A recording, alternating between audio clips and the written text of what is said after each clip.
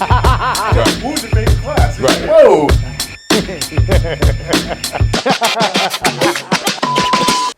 We used our end of day report.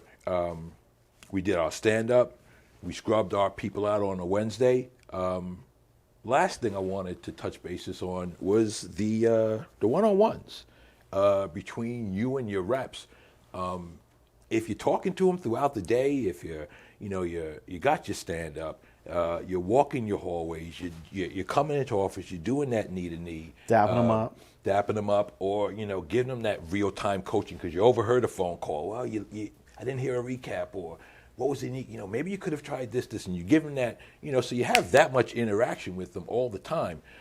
Why have a one-on-one? Why is it so important to have that one-on-one? And what do you always talk about, and what might you not talk about? I would say 80% of my one-on-ones were BSing. Fishing, I don't even fish. Sports, kids, vacations. A lot of one-on-ones, man. I can't even think of a one-on-one where I did straight data. Okay. It was kicking it because I did that all the time, right? And for whatever reason, when I got the team wherever I wanted it to, the rep didn't want to bullshit. The rep started coming in there and going, hey, I really want that associate director position. What do I need to do to get there? Hey, I'm really struggling in this area. What do I need? I need some help in that area. Hey, Friday training. I'd really like to stand out a little bit. Can I do something on maybe referrals or something like that? Hey, my campus president, I don't think they know who I am. Can you get me a little more visibility with them? Hey, I'm really digging what we're doing in the shop out there. I'd like to try some different things, maybe with interviewing or something. Hey, that's what started to happen. So I very rarely did a lot of data with the reps. I found the strength that I had was if I was in a good mood, production was there. If I was in a bad mood, production wasn't there. And we're emotional beasts. Mm-hmm. So I utilize my one-on-one to get to know people. Now, I'm not going to, I did talk about, how you trending, how things going, what are some areas you're working on. But I didn't go in there with like the old, one-on-one spreadsheet. Okay, it's going to take this many to get here. You're here. This is what you need to do. I did more of the kick the feet up, just rap with them because I was already doing this every day, like you said. So I didn't need to tell them something they don't already know.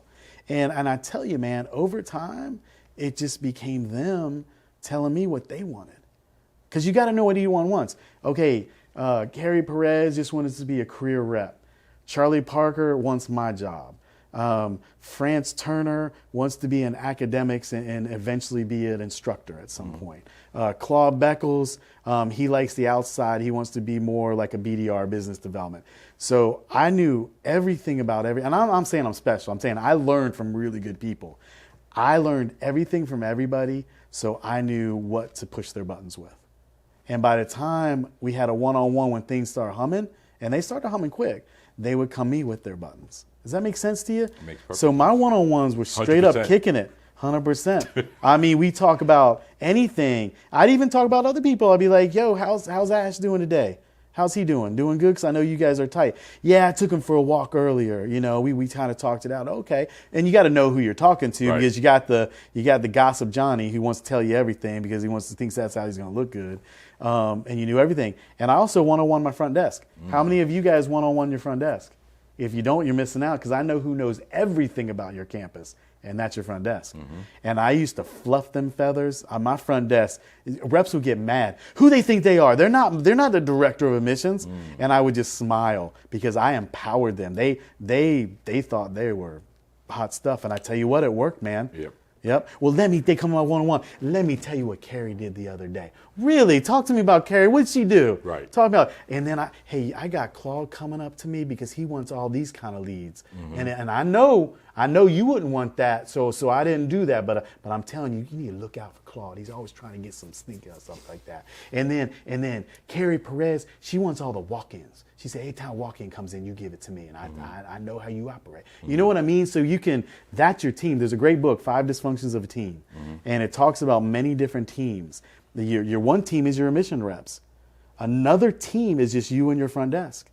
Another team is you and your CED. Then the campus team, CED, DOA, and DOE, right? So there's many teams. Don't forget your FAD, financial aid director. A lot of campuses here don't have financial aid director, but they're not part of the leadership team. Financial aid director is not part of the catalog of leaders. They are, right? But there's many teams, right? Financial aid director is another team between you and the DOA, right? Take them out to lunch, butter your bread. You got to do that kind of stuff. So I believe in having pockets of teams, and everybody thinks they're the team. Does that make sense? And I say this all the time, and you can tell me what movie this comes from. I play chess, not checkers. Oh, shit. Come on, man. Damn. King Kong ain't got nothing on me. Oh, training day? I play chess, not checkers? He's got a line in there about chess, not checkers. Come on, man. I don't think that's in training day. Well, I think you're wrong. All right, we're going to have to... We'll give you a So... But you won chess, right? Yeah, but... You're 5 steps ahead, man. This is a career for you. This 5 steps ahead. This is... but you got to learn how to play chess. You have grandmasters, and there's different moves to accomplish the same goal. And you study different strategies. Different people some people are very aggressive, some people it is, but that's what you can take away from your front desk report. And in the way in which we choose to utilize it, it's tactical, it's a strategy to help you get to where you want to go. Your stand-ups, utilizing that data, it's tactical to set the tone for the week, especially on Monday. Your Monday stand-up, to me, is the most critical, and that's where you really could pull the data from your campus scorecard, from your weekly rep performance report, from your end of week as looking at all the things that you strategized at the beginning of the week. This is what you want to do, but as we were talking before with Dr. P, you got your game plan, but it changes. The defense is, you walked in, this is what we're going to do. We're going to execute this way. But the defense is, you got to call an audible. You may be zone. You may switch in the 3-2. Right. Then you go a box and 1. Then you go man-to-man. Right. I mean, you don't know, but you're still playing defense. Right. That's the thing we miss. But my point is that here's a game plan.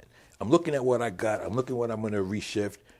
But it could change from hour to hour, from day to day. You know what? I got to do this. I got to do this. From rep to rep. And all of this information, all of this data, and all of these tools, from your end of day report, from your stand-up, from your one-on-ones, are just tools for you to utilize to get to your end goal. And the way you get to the end goal is knowing how to manage those individual reps. No, see, he gets me all passionate, this guy does.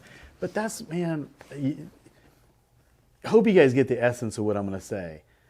That's why I always say you just got to be a DOA, because you don't have time to do it. If you really do this job the way it's meant to love the job, and the job loves you back, you can't do anything else. I remember getting like cafeteria birthday things, like, hey, everybody, come on down. It's Sally's birthday. We're going to celebrate. I'm like, no, don't send that to my guys. We are focused over here. But we were focused and having fun. So there's a difference. But that's why chasing down blue folders. I was a DOA at one campus, and I had a basket right here on my desk. And this was, I don't want to do basket. And I told them, I said, and again, it's not for everybody. You got to build your team. But I was like, you're either in an interview or you're finding an interview. There's nothing more important you can be doing. And if you're doing something else, you either need to ask yourself, why are you doing it, or give it to me. I'd say I'm the Kool-Aid man. The Kool-Aid commercial comes through. I'm the Kool-Aid guy. You give me whatever you want. So they would put transcripts there. They would put anything there. And I'd be running around. I'd be like 20,000 steps a day, because my job, I felt, because I had big enough teams at that time, I couldn't be in production because I had big enough teams, is that I did everything that they would need. You need something for FA? I got that for you. I'm going to run over and get it for you. You need some over there? I'm going to run over and get it. You need me to bring those transcripts and get eval out? I got you. I'm going to bring it over there. Because I just knew you got to blossom where you're planted. And it's really because of athletics, right? I can't be having my forward playing above the line, my forward, right? That's my 2 and my 1. Like, everybody's got a position on the field.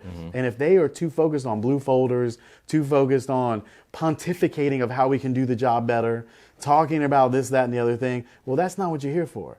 You're here to deliver great interviews. By any means possible, get them in the door. Not by any means ethically honest and don't put the company in danger. But I don't care about calls. I don't care about any of that stuff. I don't care about apps. Just bring interviews. I got something to work with if interviews are coming in. If interviews aren't coming in, I got nothing to work with. But how can you do all this stuff we're discussing if you're, doing this, that, and the other things that can't help your people be better? Right. Utilizing all of this information to come up with your game plan, So your vision for the here week. it is. John South used to tell me before. So I was a DOA at South University first. I interviewed for the regional job, and he said, "You don't know us. You need to be a DOA and prove yourself first, and then you'll get the job." So I went to the flagship campus. I was a DOA. They were like 10 months, and he came to me, and Matthew Mills was another guy, a good friend of mine, and they said, "Okay, there's only one thing we need to work on. You don't talk to anybody." Because of my philosophy. I was always in my office. I was not in my office. I was always in the department. I was always walking around. I was always doing my thing. I was just the fun Charlie. I was keeping everybody motivated. And they said, "Okay, for the next month, I need you to walk around to everybody that you don't talk to, academics, financial aid, everybody. And I want you to say hi to them. And then in the second half of the day, I want you to walk around to the break room and do that." And they taught me something there. So I started doing that. And then when I became a regional, I did that, maintained that same thing. And I became, how do I say this? It became softer because I was still who I was and didn't want anybody to get in the way of admissions. I was like, we don't do that stuff. We're admissions. We ain't got time to do that stuff. We got every 5 weeks, we got to turn and burn, right? But people started to understand me better. Does that make sense what I'm saying? So you got to be a full-time DOA, but you got to butter your bread. You got to walk around, like put a calendar item in your thing and walk around, go say hi to the DOE, only make it 5 minutes because I used to always be like, I got to go back there because they want to talk. And I go see the student services, I go see the FA director, we cut it up at lunch, and then I come back. But there's only 4 things that I ever did. I pulled my lead master listing every night. Start date report. Start date report. I had my front desk report, and I looked at my schedule to make sure I knew who was on my A and B shift for the next day. And the reason why I did that is because I just want to know who I need to be ready for. That was my 9 o'clockers. And I couldn't remember, so I just thought. So those are the only 4 things I did. And then I relied on stand-up and NSR to manage the team. Now, one thing we didn't talk about was the Friday. So Fridays, we would do training. And either I would do the training on a topic that I felt was lackluster that week.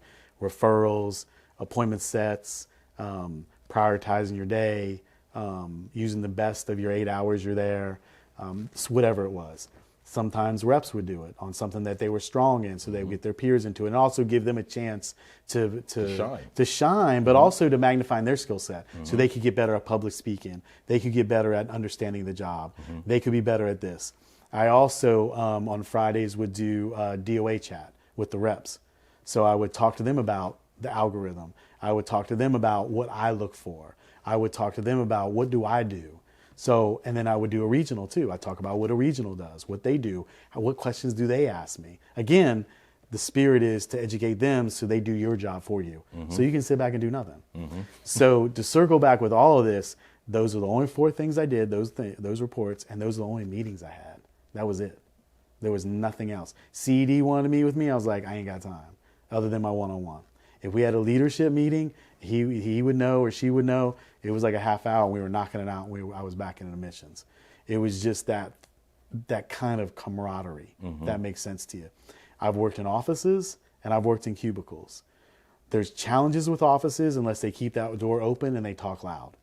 If you have offices and they don't talk loud, the energy level's gone. That makes sense to you. Perfect. So does that wrap it, or am I all over the place so you feel it? No, I'm feeling it. I get it. Where I was going with that was sticking with your sports analogy, because like we were talking this morning about, you got your strategy, your vision. The Monday stand-up is your vision for the week, and it's the data that you utilize to come up with this vision. But like you said, maybe something's not working right this week. So I may have to change it a little bit. I may have to call an audible, and who are your players on your team where you may have to approach them a little bit differently. And as you get closer to the start, I may have to say, hey man, I need a little bit more. That's right. But all of these different things, are tools for you to utilize to get the most that you can out of your reps, because that's the most important commodity that you have. and how to manage your lead flow to make sure that you're getting your leads into the right hands so you can score as much as you can. Correct. Some of these things, like we were talking the other day,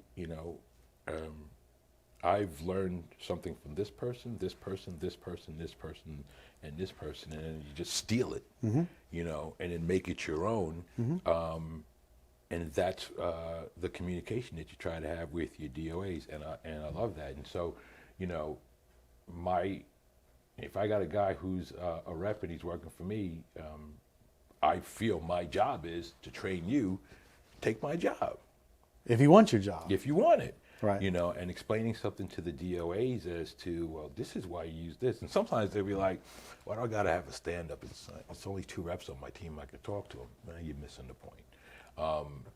You got to have it because it creates the culture and the atmosphere that we're looking for in that accountability. The meetings can't be about you, I guess is what I'm saying. If the meetings, think about it, the stand-up's all about them. The one-on-one's all about them. The scrub is probably the only meeting you can make an argument that it's for you. But I feel like if you do it right, it's their chance to just tell you what's real, what's going on. And it's kind of a correlation type thing. And all of that can flow into what are you going to train on. Absolutely. And let's train on this. And looking at the metrics and the numbers, well, we had this many appointments, we only had this many shows. But wait a minute. What is there? So this is a philosophy that I have. What is there really to train on in this job? Oh, like, God. honestly. Honestly? Yeah. I think there's so much you can train on. I'm going to argue with you on that. Okay. Appointment show rates. How do you train on making sure that natural conversation? How do you train on? Think about what you're saying. They're a human. All this job is ensuring another human accomplishes what they want to accomplish, not you. So, do you get what I mean, though? So we do all these trainings, these magic bullets, these secret sauce. Like, you remember the old days, the objection flip charts. If they say this, here's an objection to it, or this is an objection to it. But that's real. But to me, the real train. Let me ask you a better question. Okay. Now I'm gonna ask you a question. Emotions or skill set is more important? I think emotions are very 100%. Yeah. Can you teach either one? I can teach a skill set. I can Bingo. teach an emotion. But you just said the most important one is emotions. Right. However, so if you've got, Don't be pointing at me. if you got the emotion, this is what I say, like, what reps are you going to hire? I'm looking for somebody who's got that swag. I'm looking for somebody who's got that personality. And I could teach you the process. Bingo. And how you But that's developing him into being a DOA. No, that's developing him to be in a rep at first. But the rep job, I know, I feel, I get what you're saying. Maybe I'm not saying it right. So like Rick, if I'm doing my training, it's like, listen, there's a process to the phone call. It's a process. The conversation is different. How good you are at that conversation is different, but it's a process to that phone call.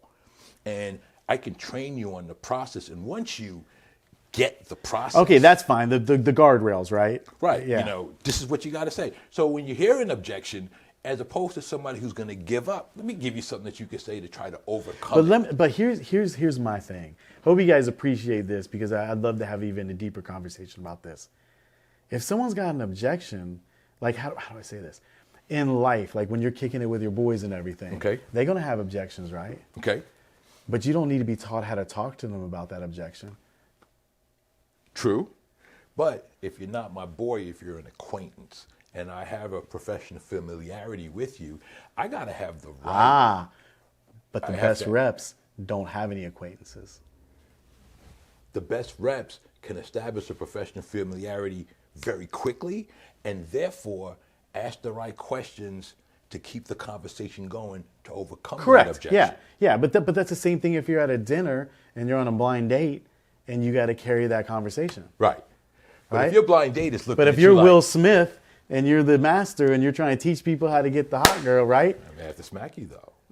Look what he did to Chris Rock. You did Will Smith me. You did Will Smith me on that. But that's a good point. I Take her name. I guess, we're both saying the same thing, I think. Right. But it's a really important, guys. I mean, you can overtrain is what I'm trying to say. And we can take the human out of it and make an emissions rep. I don't want emissions reps. I want good humans delivering something that someone doesn't know they need or fill the gap that they don't need with that skill set. Do you get Would what you say this is a sales job? Is it admissions rep? Well, I think life is a sales job. Okay. You're selling every day. Okay. I'm selling every day. Enterprise, American, trying to get me an extra Coke, trying to get me an upgrade at a hotel. If I was single, trying to date. If I'm married, trying to date. You know what I mean? Like every day, you're a face of yourself. And my point is that I worry we get too caught up in the numbers of it. Mm-hmm. That's why I only did 4 things to me, because I'm also not smart, so I can only handle those things. But we get so caught up in this side of it that we lose the fact of, I'm just talking to him now. I'm just kicking it with Claude. Like I say, I sold at Icon Services. They were the copy guys, like the copy center. Well, they owned a school. They were doing technical training. I didn't know anything about technical training. Mm-hmm. I didn't understand what a Microsoft was. I didn't even know what Novell was. I mean, I didn't know any of this stuff. And I had the best sales ever there, just because I just talked to people. I just was inquisitive, right? And that's my point. And I'm not diluting your point, because you're right. There's got to be a process to it. But my opinion is to not have that process overshadow your soul. Right. Right? Does that make sense what I'm saying? It makes 100% And listen sense. to our calls and think about what I'm saying on the calls we listen to. Because it doesn't happen. They're transactional and they're soulless. Right. And my thing is that once you understand the process and it's a part of your DNA, then it's not transactional. It's conversational. Correct. And you're gathering the information that you need to make an informed decision as to whether or not I'm about to set a quality appointment.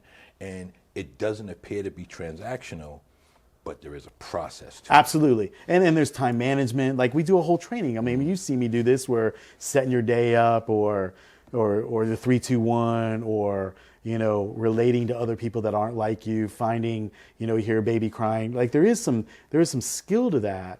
And so I don't want to diminish that, but the weakest person on skill set can still be the best of this job if they just confidently approach it like the way I'm suggesting. And that's nothing you can train on.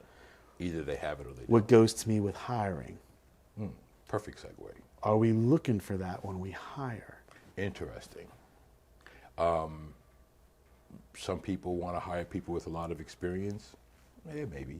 But to me, it's the person that, can I just not talk about the business and can you just, I had a great conversation with a young lady that hopefully is going to be becoming a part of our organization at one of our campuses. And her last name was the same last name as a friend of mine when I grew up. And so I saw that, and I was just like, where are you from? And she told me where she was from. I was like, I got a friend with her last name. And next thing you know, she says, how does he spell his last name? Yeah, bingo. And next thing you know, we're and just you talking got about her. stuff. And she was just like, do you? I said, I don't need to ask you anything. You sound like it'd be, So, but you can't teach that. Can you fake it till you make it in admissions? Oh, hell yeah. Yes, you can. You can fake it till you make it. So I believe there's this. When I was a rep, I didn't care about how many leads they gave me because I picked up quickly referrals. Okay, fine. I know where you're going with it now. So then with me, but then I had another guy, never forget his name. His name was Jeff. And I started calling Jeff the Machine because he was tactical in his day. And he knew the time of day he was going to make his phone call. And he knew he was going to make these calls and get these calls and get these calls and get these calls. And he would book this many. And he picked it up very quickly. Man, if I book 7 or 8 appointments a day, I know I'm going to have some business the next day. And he was very tactical because he didn't have that other personality, but he had a work ethic that was unbelievable. Yeah, it's two different. He looked at me, he was just like, how do you do it? I was just like, listen, I know when I do get on the phones, I know what I'm going to do because I couldn't stand getting on the phones. But when I do, I'm going to put everything into it. And I drive referrals as my business. You do you, I'm going to do me. And we were both successful. He didn't have that other quality about him, but he was analytical and he was tactical in his approach. That's why I became a really great DOA. So I do think that there are two different ways of doing things. It's almost the same, though. I think it is. But think about this in interviewing. Mm-hmm. I feel like we should be looking interviewing for who a we're rep. gonna hire. A rep. Got Right, it. rep. And guys, we did jump around. Sorry, just stay with us. Get your popcorn out. You got to sniff out, can they grind? You got to sniff out, are they entrepreneurial? You got to sniff out if that personality you have sitting in front of you is the same that's going to show up every day, or is it like their interview personality? Well, one thing, I love what you just said, because the person who is sitting in front of you, that's the best he's ever going to be. That's the best. That's the best you're ever going to see of that person. But think about it. But just think about the job itself and the people that are successful at it. Mm-hmm. Generally, they don't like numbers that much. Generally, a really good rep knows enough about the numbers as a box score. Like, they just know it for a number, but they don't dwell on it. Not like a DOA would, or a regional. Like a really good rep. Now, I would say someone that wants to become a DOA is probably quasi in the middle, right? Mm-hmm. But a really good rep, kind of not good with numbers, does not like putting up with BS meetings and stuff like that. It's a waste of their time because they want to be out there. Those type of things. And they are exactly what you get, like it or not. Their baggage that they usually have baggage with them, and they have no problem sharing that baggage all day with everybody. But if you think about those qualities that they have, why are we not looking, and I'm talking to myself too, why are we not looking for those qualities? And how do you look for those qualities? I think that's the real question. I don't think that we're not looking for them. How do you find them? Because the people that are coming across who want the jobs don't have it. But then you're in a position where it's like, I got to get staffed. So now are we settling to just put a butt in the seat? Yeah. You know, it's a body. A body. And then next thing you know, we're training, and then we're looking to let them go. Well, why did we hire him in the first place? And then we go and we hire the next person who has the same exact pedigree of the person that we just got let go. Or we get somebody who comes in here because we haven't found anybody in so long. What's the next thing we're doing? We're bringing in some old guy, some old school person. But think about what I just said. When I was at Icon, and I mean it, you know me, I don't lie. I do a lot of things wrong, but I don't lie.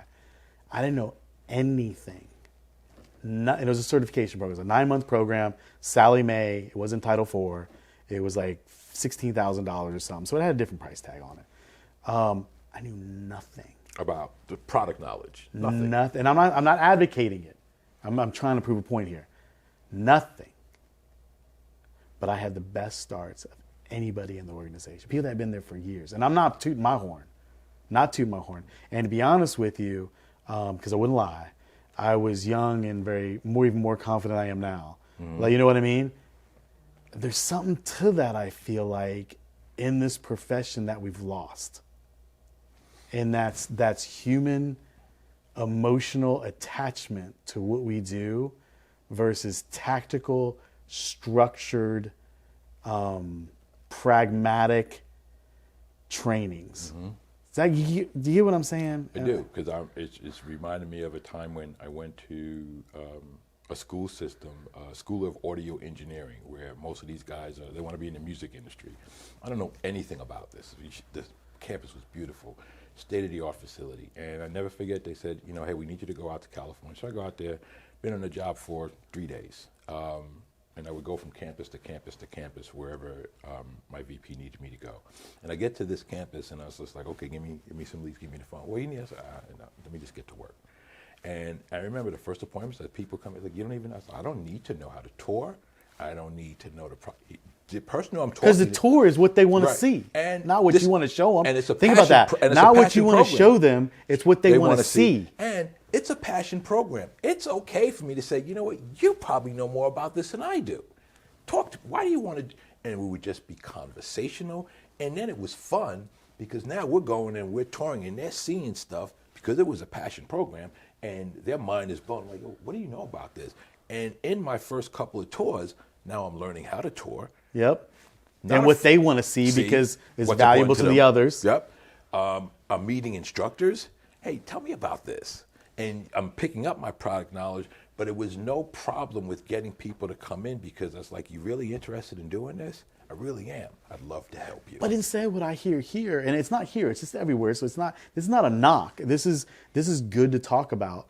I hear, okay, so bring in your VA, your DD-214, bring in your diploma, Bring in your taxes. and bring in your tax, and then what?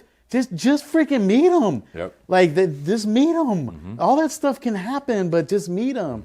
And I feel like it's either desperation or we're missing what it takes to be really good at this job. I think and it's that's a little bit of just both. you. I think it's a little bit of both. I think, and understandable when you're because the numbers are real. And we know at the end of the day, you got to get some minutes in front. And when it's not coming, for example, I was talking to a rep, there's just like, I just want to get somebody on the phone. It's like, and what happens when you get them on the phone? Well, now you get desperate because you just want to set an appointment. No, and now you're not even having that conversation like you were supposed to have because now you're desperate, and they can hear it in your voice. We need to continue this, man. We're going a little bit long, Marks. Give me the high sign. So we're going to cut this into actually 3 segments. And what I'm going to do is send you out all 3. But we should be about an hour and 20. Mark will cut out all the nonsense and get it to probably about 50 minutes or an hour. And so let's try to do 20-minute segments or something like that, Mark. But there'll be 3 sections of it. Listen to it as you will.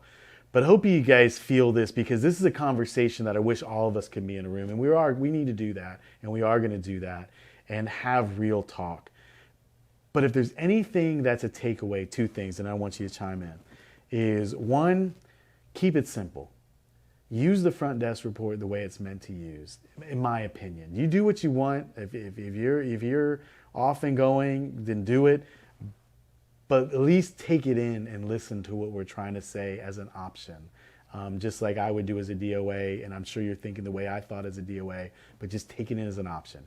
Front desk report as we're talking about it. The stand-up is crucial with the front desk report as we've talked about it. The scrub is vital, not just to see how many students you got. You're devaluing the purpose of scrub, NSR. There's training opportunities. There's building your team up opportunities.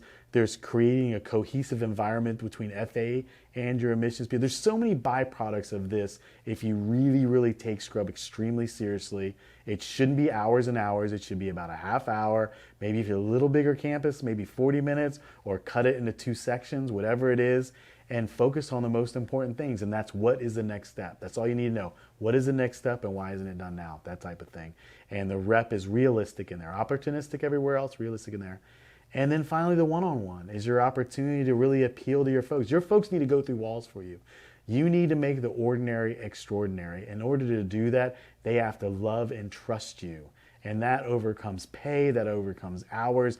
That can overcome a lot of things if you build that rapport. Just like you want the reps to build a rapport with an inquiry, you need to build a rapport the same way with your reps, if that makes sense to you.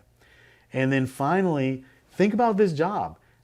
We don't agree on everything. We have a roadmap to success, and so we overlap, which makes us very effective on our opinions about things. But there's a lot to this job that no one really knows. But we do know we need really good people having really good conversations, honest conversations, and to treat them with the respect so they can get into the career that they need for the purposes of why we're here. Does that make sense what I'm saying? 100%. So 100%. 100%. That's good, 100%. And then as far as hiring and things like that, please don't forget who we are. If you're stressed and we take it out on tactical training, and like I say, I get stressed too, or if we hire out of desperation, or we take the human nature out of this job because we're too caught up in the digits of it, just remember you're just talking to another person that needs something. Who cares if they don't want to do this program? I don't care if you miss your start. But what I care about is, 1, we know why we missed it, and we understand the activities that we improve to not miss it again. But it's not live or die by a start. It's not live or die by not hitting your run rate. It's not live or die by that stuff, but you will be asked those questions in order to understand your business. Now, during this, we point out, at least my opinion of why I ask the questions, is because I want to know that the reps know that you know. And in order for me to know that the reps know what you know, I've got to ask you the questions to make sure you're relaying the stuff that I need to know. that makes sense to you. So the strength in that is okay to not know, but if you really, really understand what I'm saying, that will make your team better by you knowing everything about the business you're in and how to drive and help these people be extraordinary that think they're ordinary. And that was the discussion. Anything else? No, I think this was good. I think, we had some great conversation. I think breaking down some of the tools that you use when you was a DOA and some of the things I did when I was a DOA, and showing how you can use it to make you get better. Yep. So 2% better. I mean, it is an athletic thing, right? But we should be better every day. Like every night I go home and think about a conversation I had. Because I do. I have poor ones, and he knows. I do. I'm very critical on myself. I'll defend it sometimes if I feel like I need to, but I am critical on myself. So every day I'm trying to figure out, how can I do things better? How can I approach it this way? What different way could I have done this for the result that I was looking for? Because it's all the psychology of another person. It's not about magic bullet sayings. It's not about, I know my data better than you know your data. None of that matters if we can't relate to people, which is a DOA is with your reps, and with reps is with the inquiries. There's no difference because we're all humans. So that's kind of the message that we have. All right, so this will be cut up into 3 sections. The next 3 conversations are going to be one with Julie, who is a new DOA out in Orlando. I've been very impressed with her, and I'm going to get her feedback on some of the things that she's doing, where she basically has thrown caution to the wind and just said, hey, I'm the DOA, I'm the director, I'm going to make this stuff happen. So I want to get some of her perspective being a new employee and how she's doing that in the Orlando campus. After her chat, we're going to have a conversation with Carla up in financial aid, and she's going to explain to us some things about admissions, some things that she sees that maybe can make us a little bit better as we prepare our applicants to go through the funnel with financial aid and get their docs ready and things like that. So it should be very informative from financial aid. And then third, we're going to have a conversation with Jewel, who runs our marketing department, and we're going to talk about some things like texting and some of the organic stuff, some of the whys behind what we do and why we do it. So those will be the 3 interviews. This will be chopped up into 3, so you'll have some good listening pleasure. I do ask for this all the time, and I mean this sincerely. Please send us feedback, positive, negative, it doesn't matter. It's not career limiting or anything like that. But I would like to know what you want to hear. If we're saying something that's not quite understood, please bring feedback. If you want to be on a chat, we can do it through GoTo, right, Mark? And then he can do what he does, and we can video in. So I invite anybody that listens to this that would like to be part of this and allow me to interview you on why you're good at your job. I would love to do that too. So please shoot us an email or shoot me an email, and we can get that ratcheted up. Again, thank you so much. May starts right around the corner. Keep doing what you do, and with a big old smile on your face. Thanks. Thanks, Claude. 100%.